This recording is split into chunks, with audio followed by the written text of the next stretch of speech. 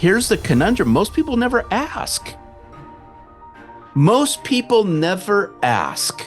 But if you ask not, you get not. Mm-hmm. Most people will never sit down with their customers, clients, however you want to refer to them, look them in the eye and say, Sarah, thank you so much for doing business with me. It's been a great experience serving you here at ABC Company.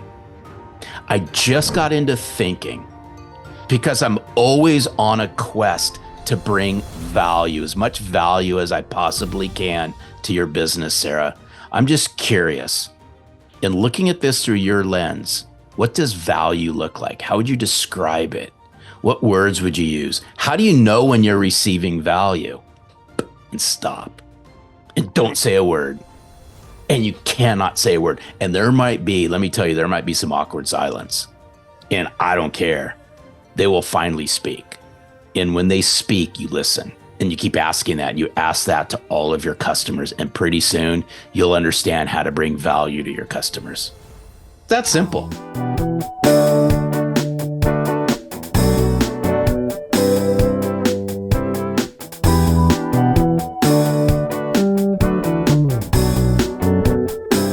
Larry Levine is the best-selling author of 2 books, Selling from the Heart and Selling in a Post-Trust World. He is also the co-host of the award-winning Selling from the Heart podcast.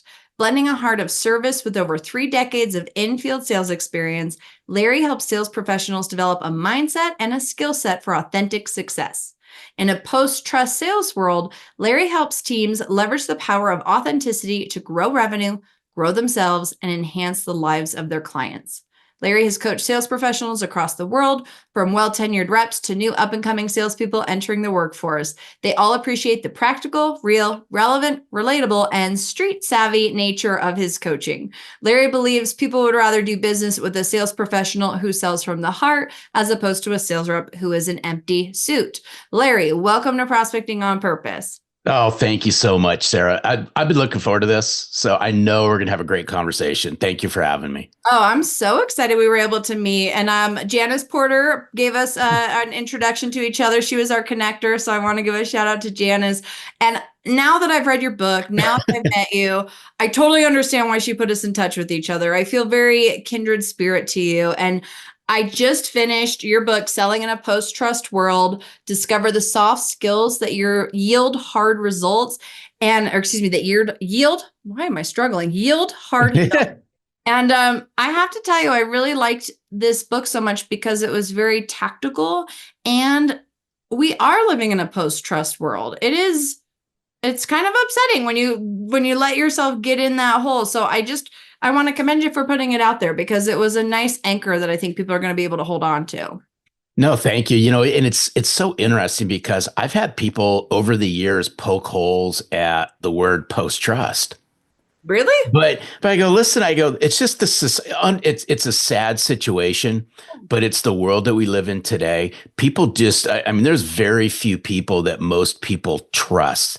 I mean, truly trust. But now if we direct this into the sales world or professional services, and I could even say throw this into retail in the B2C space or the B2B space, unfortunately, we live in this world of I don't trust you until I trust you. Mm-hmm. And it's post-trust. In fact, I think post-trust was the word of the year in Merriam-Webster. This could have been 5, 6, 7 years ago. And I kind of caught on to it. And I'm like going, hey, you got to learn how to build and establish trust right away. That's why, for those who choose to read Selling in a Post-Trust World, this book will transform your personal life, but it'll also transform your career if you take the 4 pillars in the book and you take it to heart. Yeah. And we're going to get into the 4 pillars. I think one of the things that you said that really resonated with me when I was starting my business, I was telling people, I'm going to teach you how to build authentic relationships. And sales leaders would kind of be like, this isn't a problem for us. We don't need this.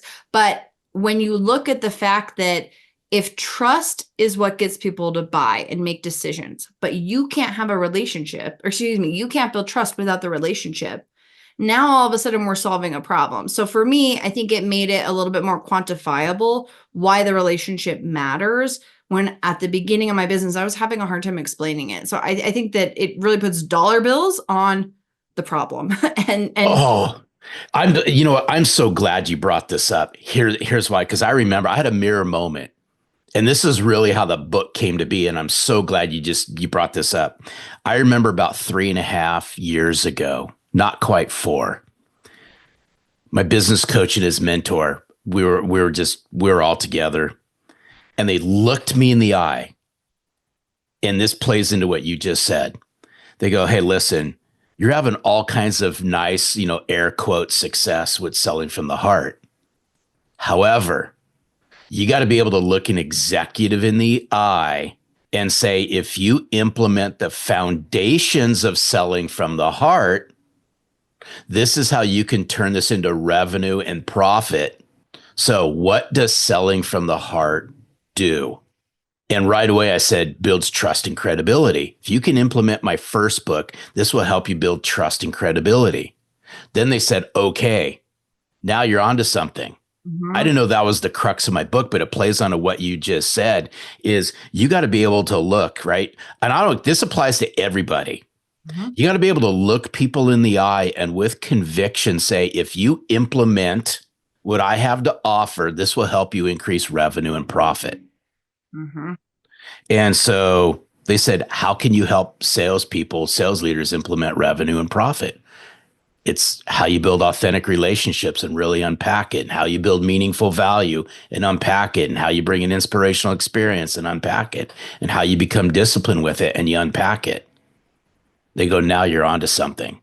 Yeah. But it plays onto what you just said, and it triggered a thought is most people don't understand how to build an authentic relationship. And so it is a hard skill. It is a skill. It's 100% skill. And here's what's interesting about this is there's a lot of assumptions that are being made. We assume as humans, we understand how to build. We already know this. Humans are messy. Relationships are messy. And the relationship that you think you have with somebody may not be the relationship that they think it is. And so there's a lot of A/B testing that goes on in building authentic relationships, but we just don't understand how to build one. What constitutes an authentic, genuine relationship? I submit to everyone, it starts with the authentic relationship you have with yourself. I loved that part of the book too, because I don't know if people as a whole spend a lot of time getting to know themselves and building a self relationship. So I loved that you gave tactics in that in the book. Yeah. It's like people will look at me, Sarah, and they go, man, I don't know if I could buy into some of this. I've walked through it. I've literally have walked through it. I tell people in the last 10 years, I've learned more about myself and what makes me tick that's directly translated out in the business world in helping grow selling from the heart to where it's at, because I was willing to go inward. I was willing to look at the relationship I have with myself, what's working, what's not working.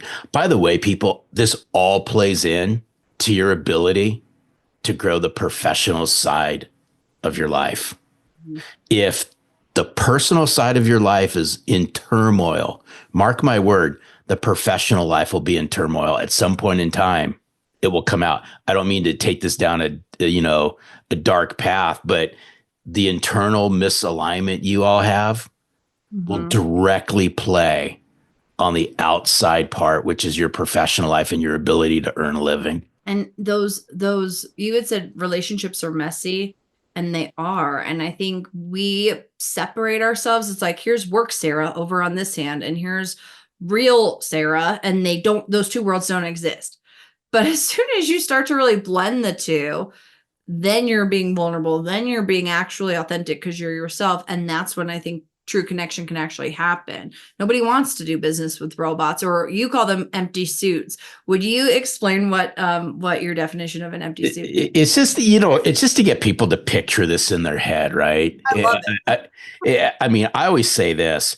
If you're failing to educate, if you're failing to engage, if you're failing to excite people into conversations, if you're failing to inspire and influence and bring passion to what you do, they're just going to view you as being empty. If you're not bringing anything to the relationship, if you're not helping them become better, their business become better, all they do is view you as you're not bringing anything to the table. And so as I was piecing together Selling from the Heart, and I had to put a bow on the last chapter, I just said, don't be an empty suit. And now it's just kind of, the whole thing is just stuck. I get people tagging me in empty suit pictures and things like that. But in all sincerity, I want just people to conjure in their mind for a moment, just emptiness, right?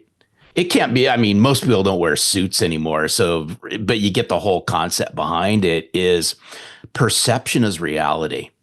And if you're not bringing anything to the table, and you know this, mark my word, you know, when you're not bringing anything to the table, people start to notice.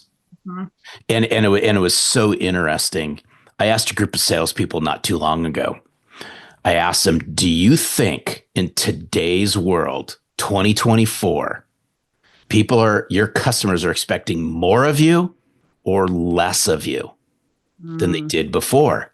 And it was so interesting, Sarah, because I got a mixed bag on this one. I had some people that said more, and I said, okay, explain. And so then once I heard them out, I said, for all those who said they're expecting less of you, why? And the most common responses were, well, people can put their orders in now online. People can research things online. People can leverage technology and so forth. Keeping it really simple. And I go, interesting. Now I'm going to flip this around. Do you think the reason why they're asking less of you is you're not bringing anything to the relationship that's new? Do you think that you're not bringing any value to the forefront? And then they go, you know what? I really don't need you coming around anymore. And again, I'm being really direct with this. That's the classic signs that you're heading down the road of being an empty suit, when your customers start asking less of you. Because if they're asking more of you, you're a sales professional. You're bringing more to the table. You're educating them. You're inspiring them. People look forward to seeing you. I want more of what Sarah has to offer. I want more of what Larry has to offer. When you come in, you leave me in a better place than when you walked in. I love that. That's so powerful. And I think that was, you mentioned it quite a few times in your book. And I wanted to talk about this. What is the difference between a salesperson or a business person who sells? And then you have, sales rep, sales professional. And I feel very strongly that it's the sales professional's job to add value to the client's business. And that's really, I think, what your message and your platform really teaches us, is the actual ways on how to do that in a way that's authentic to you. 100%. I just equate all of this to being a commodity. Mm-hmm. And regardless of what you sell, in fact, I think it was Gary Vaynerchuk one day had said something. I caught something on a LinkedIn just scrolling through one day. He said, you all live in a commodity world. You all live in a commodity driven world. And some people have a hard time really latching around this. But one way to be viewed as not being a commodity is you got to start carrying yourself and view yourself and walk and talk like a sales professional. Mm-hmm. See, I believe sales reps are replaceable. Some of y'all may not believe me on this. That's okay. Mm-hmm. Sales reps in today's day and age are 100% replaceable. There's always a sales rep who's going to come around with better speak. They're going to carry themselves in a better sales rep way. You're going to find yourself replaceable. Sales professionals in today's day and age are irreplaceable because they're so few and far between. Mm-hmm. But I always say sales professionals work harder on themselves. Sales professionals are non-excuse makers. Sales reps will find every reason not to do what sales professionals are doing, but they'll be the first ones to poke holes at them. I appreciate how direct you are too, because I think that's something that people need to hear. Like in your book, you were talking about no excuses and looking at yourself in self-reflection. And if you have a relationship with yourself, then it's not going to be as scary to ask for feedback or to see. Yeah.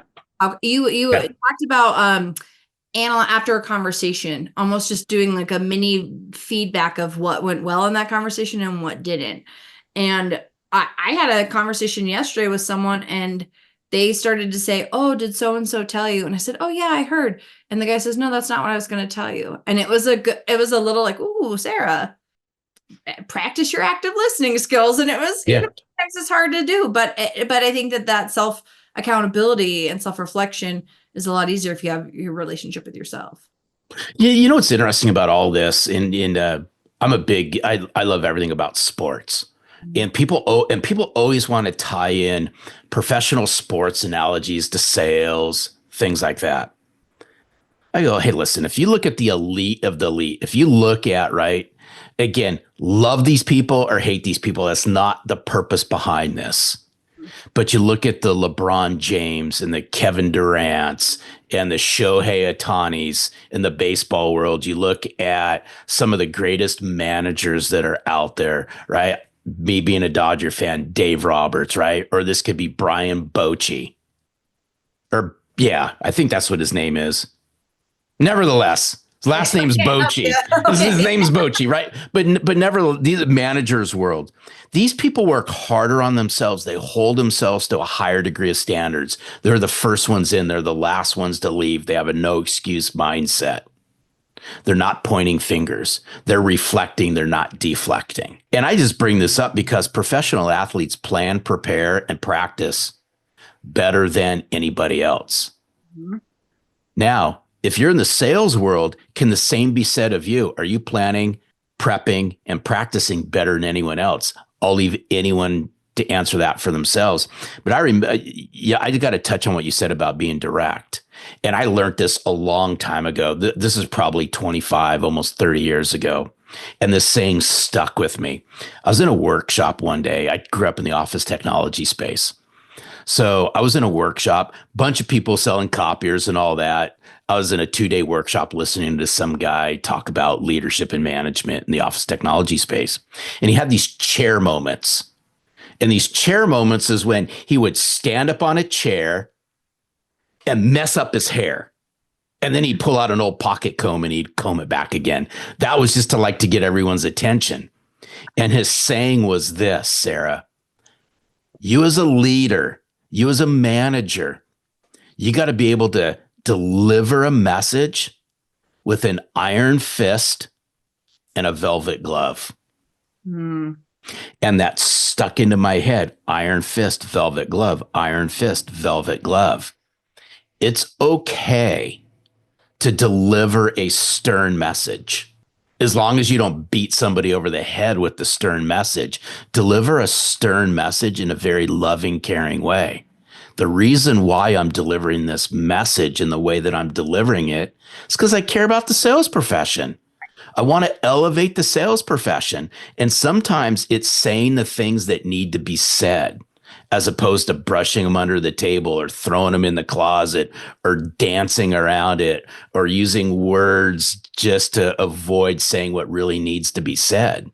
Sometimes the best things that need to be said just need to say it, but say it in a very tender, loving, caring way. Well, and there's a lot of kindness and clarity.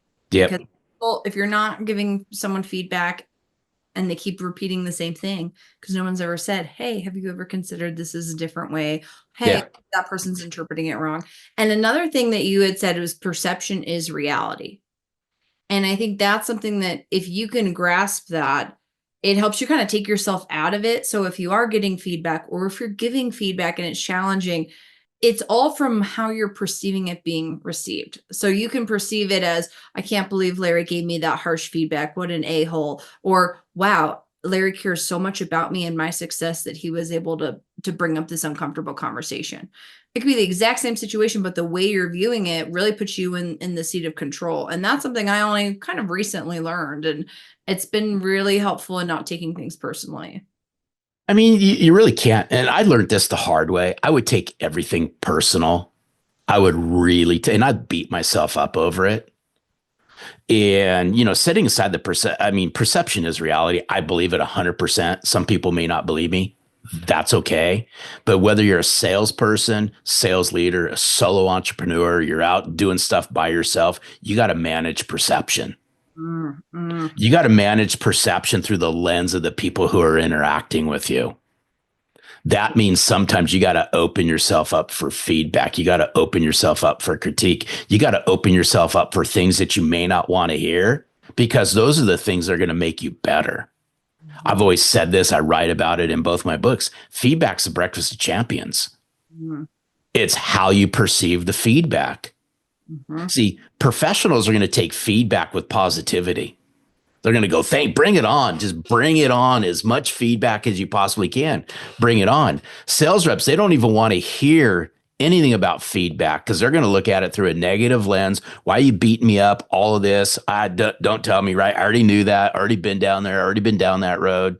Y'all get where I'm going with this. Let me ask you this. So I feel like the people that need to hear this type of stuff the most are the people who don't listen to podcasts and don't read business books. I mean, some of the people that I've worked with are, I'm like, ooh, you're just missing it. And it's because they don't do that self-reflection, and I don't want to call it continuing education, but there's a lot of knowledge out in the world and a lot of people that we can learn from. What are your thoughts on like the professional development from a self-starter standpoint? You know what? First of all, there's no excuse around not doing any of this. Mm-hmm. I will tell you this, and it plays on what you said. This is an exaggeration, but this is going to prove what Sarah and I are speaking about. You can get a PhD in knowledge, business knowledge, for free on the internet. Yeah. By listening to business podcasts, by watching business oriented things on the internet, by reading business journals and all that. Right? I'm not even saying making an investment in buying business books or anything like that, but you can just freaking listen to business podcasts all day long, which, by the way, cost you absolutely zero to listen to because they come in on your smartphone, or you can just Google them, right? YouTube, yeah. You could watch freaking YouTube videos for free. You can talk to your current customers for free.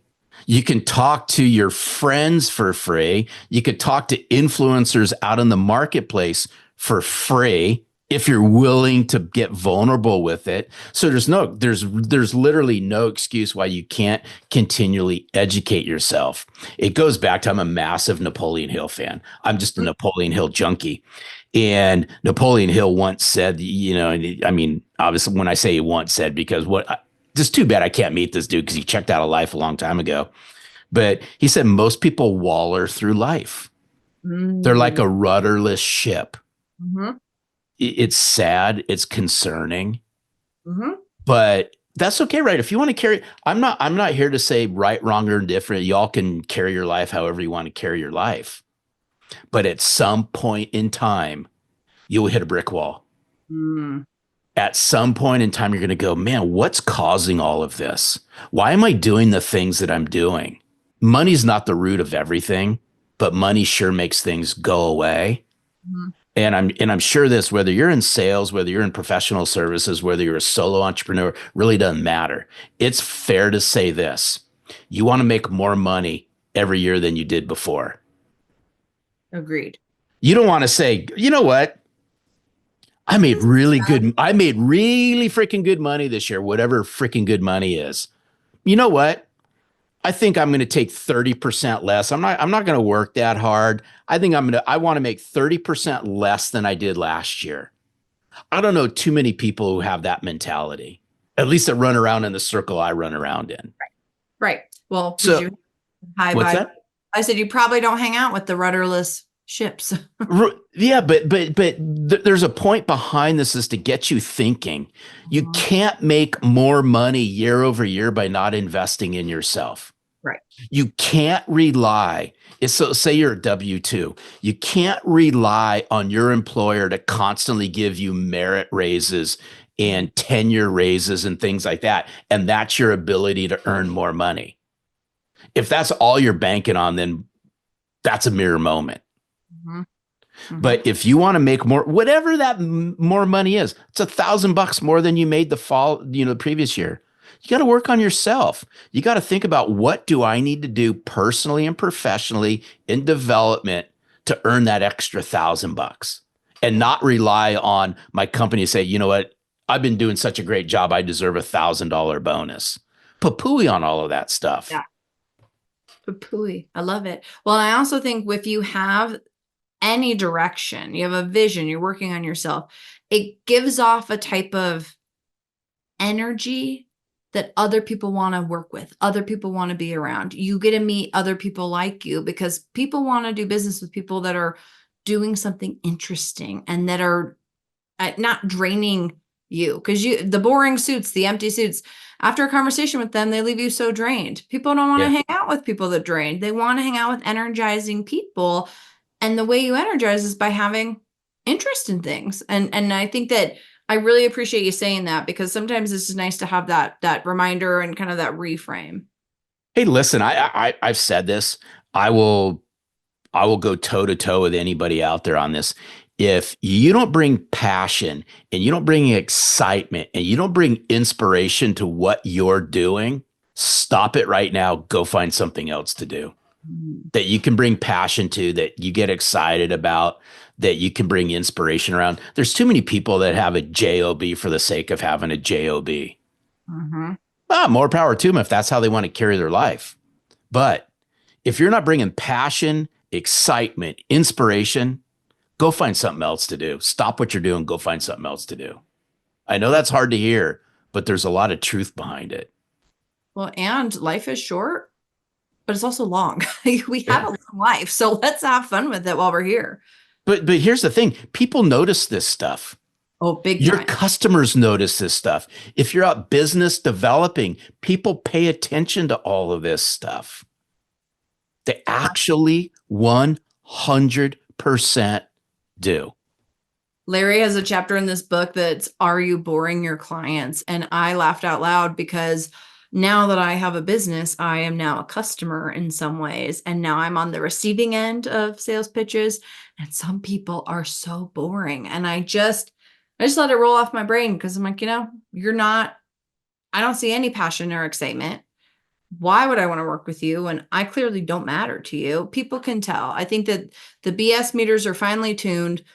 Post-trust world, we have different blinders on. So how are you going to break out from the noise? And you have a trust formula, correct? 100%. It's all spelled out in Selling in a Post-Trust World. And it goes back to the story that I shared in the very beginning of our time together, where I was really challenged. I was challenged at the core around what is selling from the heart. Now, we got a successful podcast. Daryl Amy is my co-host. We have a successful podcast. It's how the book was built. It's how this whole business was built that we call Selling from the Heart. But executives a lot of executives, unfortunately, think selling from the heart's pixie sticks and rose petals. That's what they think it is, right? This is too lovey-dovey stuff. I can't deal with any of this stuff. But the subtitle of Selling in a Post-Trust World plays out. Soft skills will drive and yield hard dollars. But it's all based on the trust formula, which I was challenged to by my business coach and business mentor. And, we came up here at Selling from the Heart with the trust formula. I just ran with it. We coached to it. We've been coaching people and companies to it before the book was even out. It's around 4 pillars. It's, are you building authentic relationships, which is who you know. And it's not surface level relationships. Right. It's, what do you really know? What do you know about these people personally, professionally? What makes them tick? What are their goals, dreams, aspirations? Where's their vision in life? Some of y'all might be going, this doesn't play out in my space. It does. You just haven't thought about it that way. First leg of building trust is you got to build authentic relationships, and you got to combine it with meaningful value. Meaningful value is what you know. That's business smarts, business insights. They both go hand in hand. 2 sides of the trust coin. The accelerators on the trust formula, one's really exciting, one's tough. The exciting part of this is inspirational experiences. That's how you show up. So it's authentic relationships is who you know. Meaningful value is what you know. Inspirational experiences are how you show up. By the way, you're responsible for this. If you're self-employed, you're responsible for it. If you're W-2'd, you're responsible for it. It's not your employer. It's not your manager. It's not your leader. You are 100% responsible for how you show up and interact with your customers and your prospects. You're 100% responsible for how you show up in the community, how you show up in the marketplace. The last part of this is disciplined habits. And disciplined habits is when you show up. Disciplined habits by far is probably the hardest part of this. because most adults that I know really struggle with self-discipline. Mm-hmm. And self-discipline requires consistency. Mm-hmm. And consistency in an inconsistent world is king and queen. So if I remove disciplined habits, if I remove disciplined habits completely out of the trust formula, this whole thing falls apart. If you don't bring disciplined habits to the forefront, you cannot build authentic relationships. You cannot bring meaningful value. You cannot bring inspirational experiences.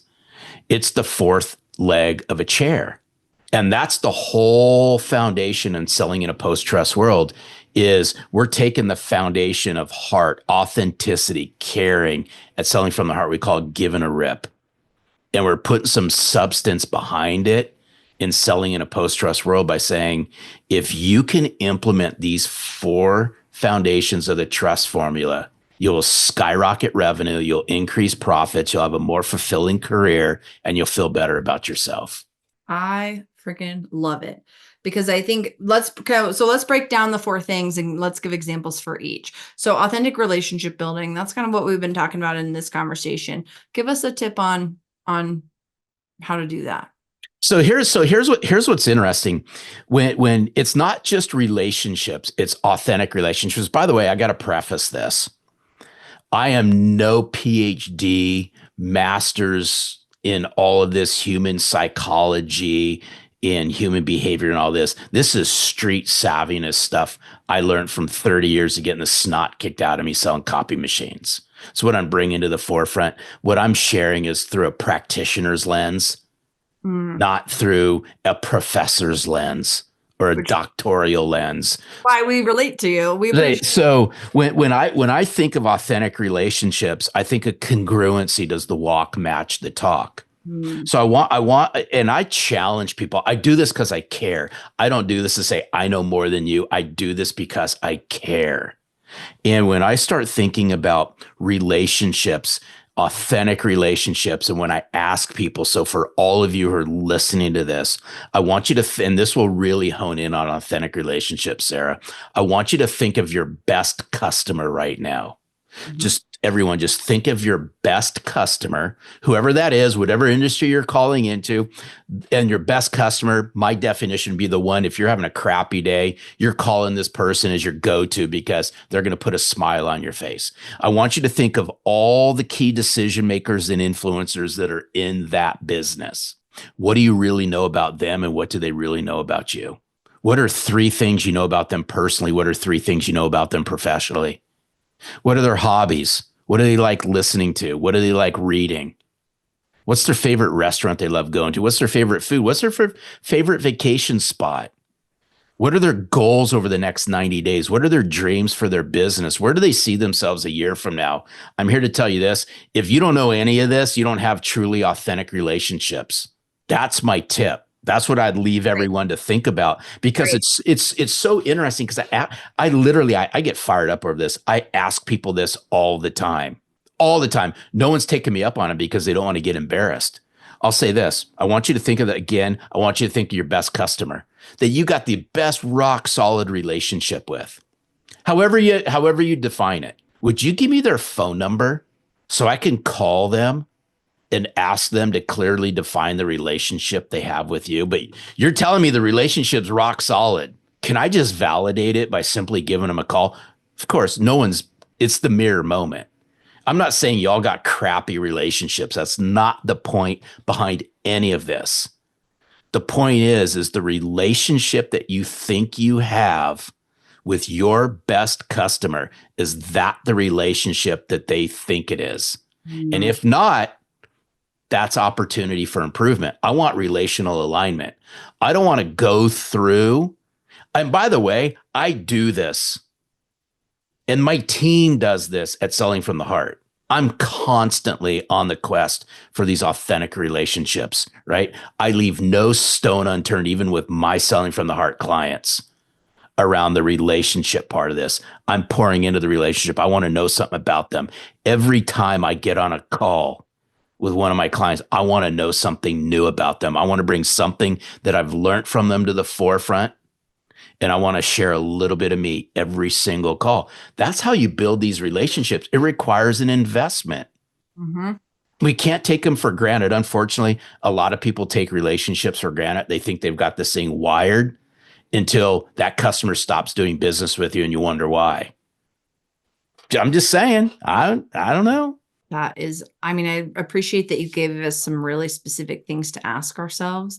Because I'm thinking, as you know, I'm thinking about my clients as you're talking, and there's definitely some of the questions I can answer, but there were a lot. I don't know if I know their hobbies. Actually, I gave a gift the other day to someone, one of my clients, our contract ended, and I know he likes nice liquor. So I was going to buy him a nice bottle of bourbon. And instead, at the Ralph's, the grocery store, I found a candy cane filled with little Fireball whiskeys. And I just kind of took a gamble. I said, I think he's going to think this is funny. So I wrote my thank you card. I gave him the candy cane, left it on his desk, and I get a call from him. And all of a sudden he's telling me about skiing, and he will take the little mini shot skiing with him. And now we're talking about, where do you ski? Oh, I'm in Park City. Da, da, da, da. But I had no idea he was a skier.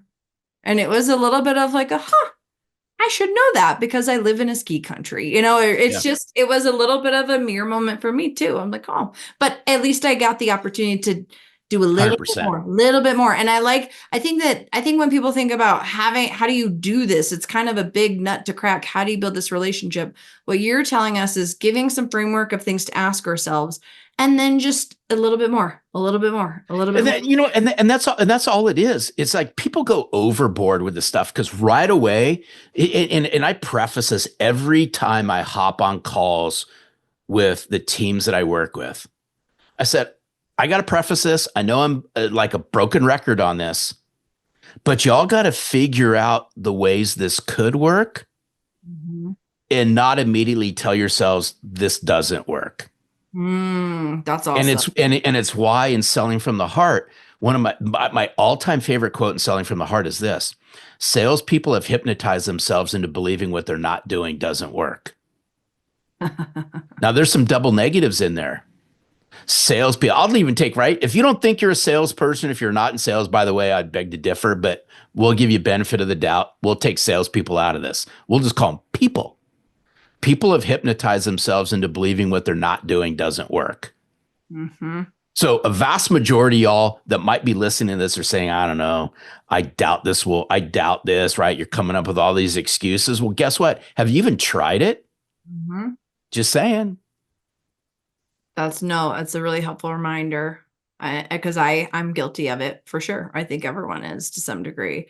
And so authentic relationships, boom, meaningful value. I think that's the other thing. You're talking about getting a PhD from the internet. It's information is out there for all of us.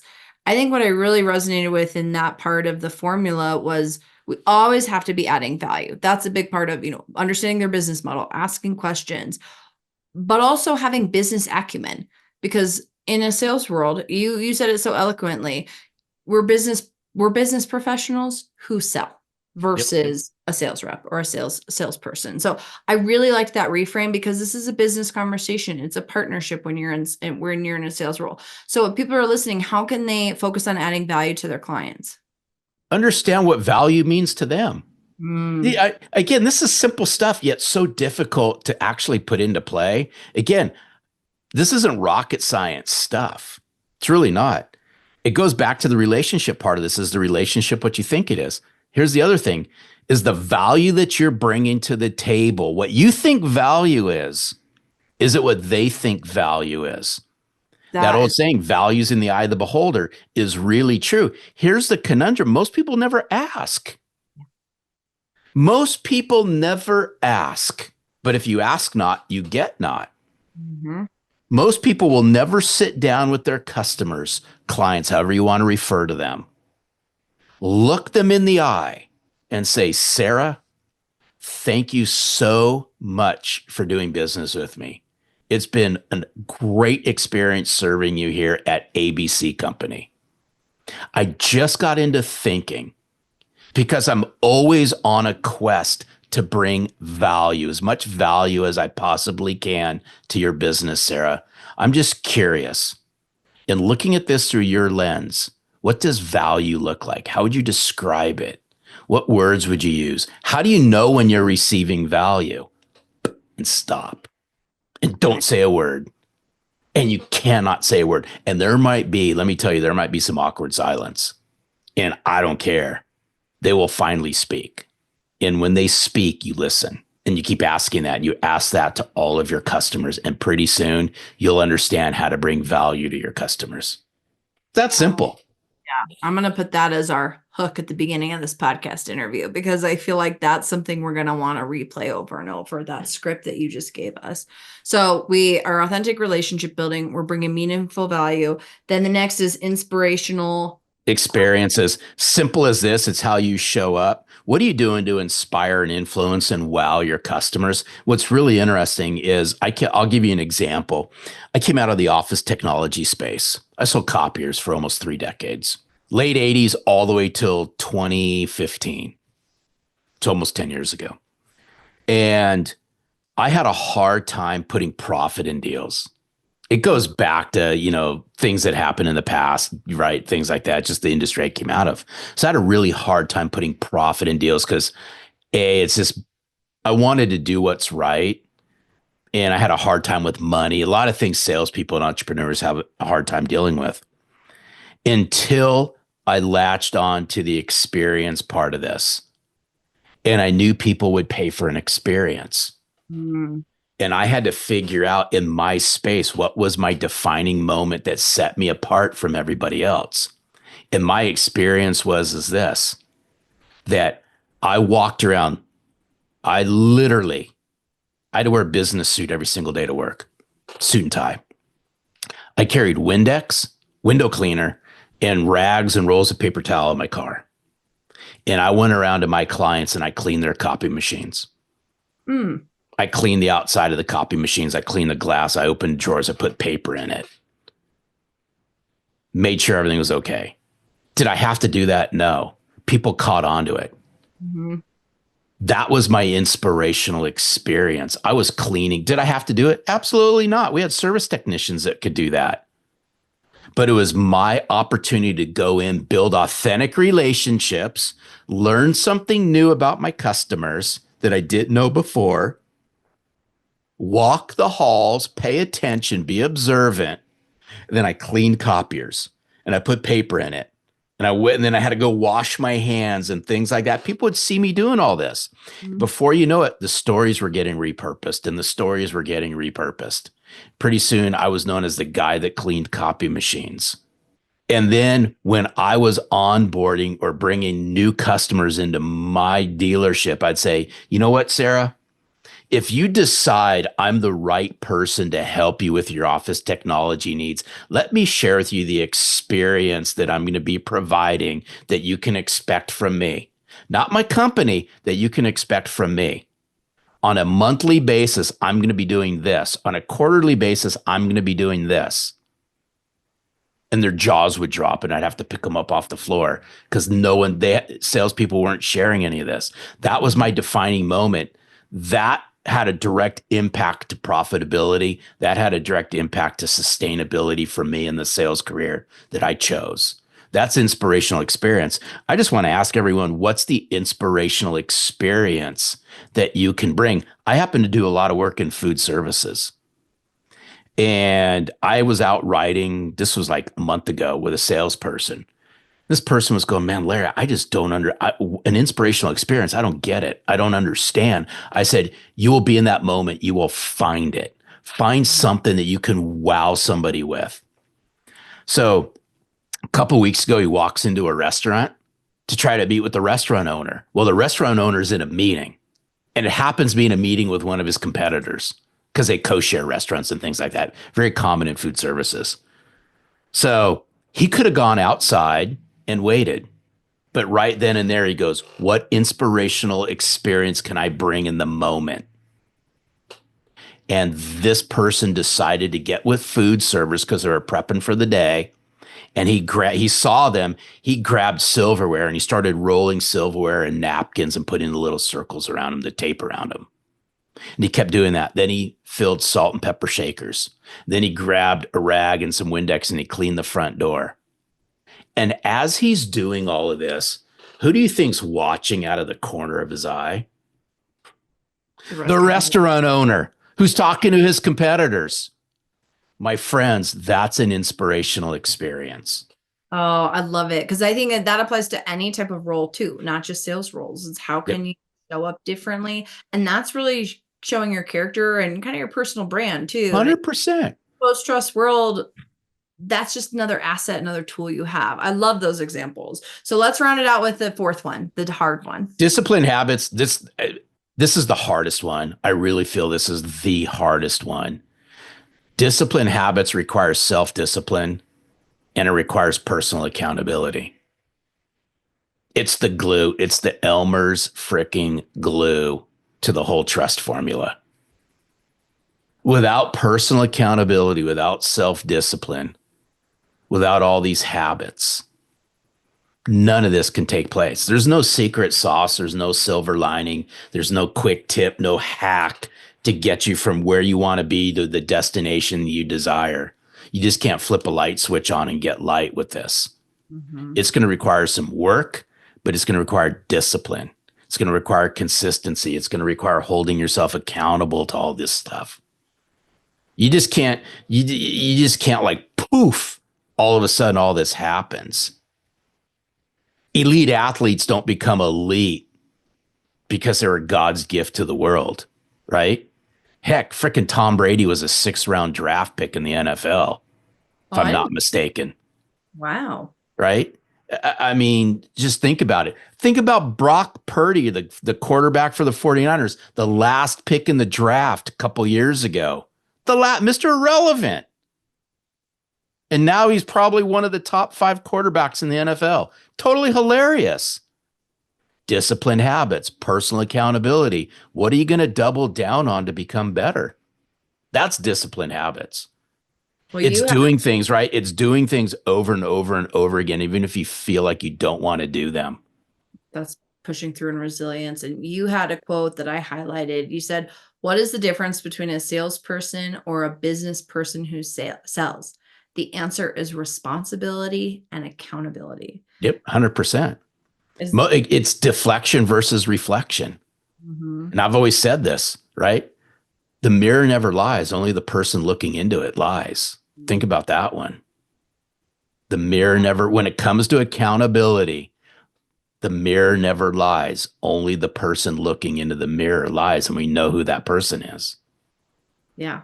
I definitely have some areas that I want to work with here, in terms of honing my craft, because that's what this is we're athletes, we're sales athletes, if you will, professionals. But I like those analogies because this is accessible to everyone. I think that that's really the thing that I get the most out of your work, Larry, is that all of this is accessible to everyone.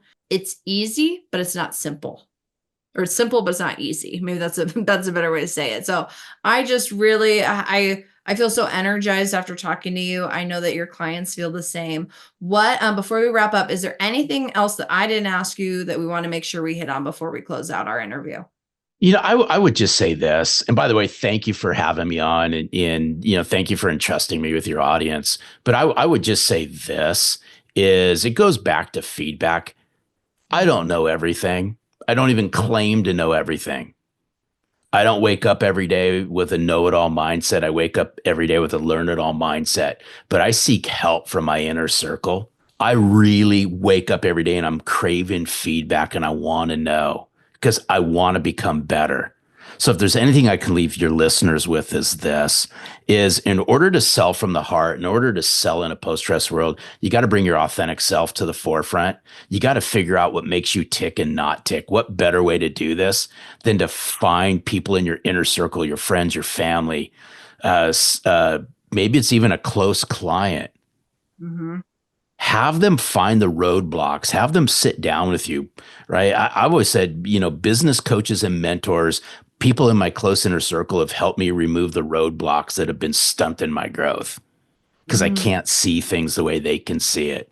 So I would just ask everyone, if you have a burning desire to succeed, however you all want to define it, Find somebody in your inner circle, friends, family, business associates that can help you remove the blinders.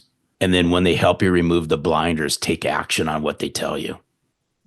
I'm always seeking out advice from people who have been there, done that, who can get me somewhere faster and farther. I love it. And I think that there's a lot of us that have that in our circle. We just need to remember that it's okay to ask that. Yeah, 100%. Oh, awesome. Well, Larry, I will link your books, the podcast, your website in our show notes, but where can people find you if they want to connect and learn more? You can go to sellingfromtheheart.net. If you want to find out what we're up to at Selling From the Heart, just go to sellingfromtheheart.net. I'm not too hard to find on social. You can find me on LinkedIn. I'm all over the place on LinkedIn at Larry Levine 1992. And since I know most people have a smartphone, if you text the word trust, TRUST, to 21,000, you will immediately get access to all kinds of free goodies. So just text the word trust to 21,000. Wow. Awesome. Okay. I love it. I'm going to text it as soon as we wrap. Larry, thank you so much for joining us on Prospecting on Purpose. Oh, it's my pleasure. Thank you.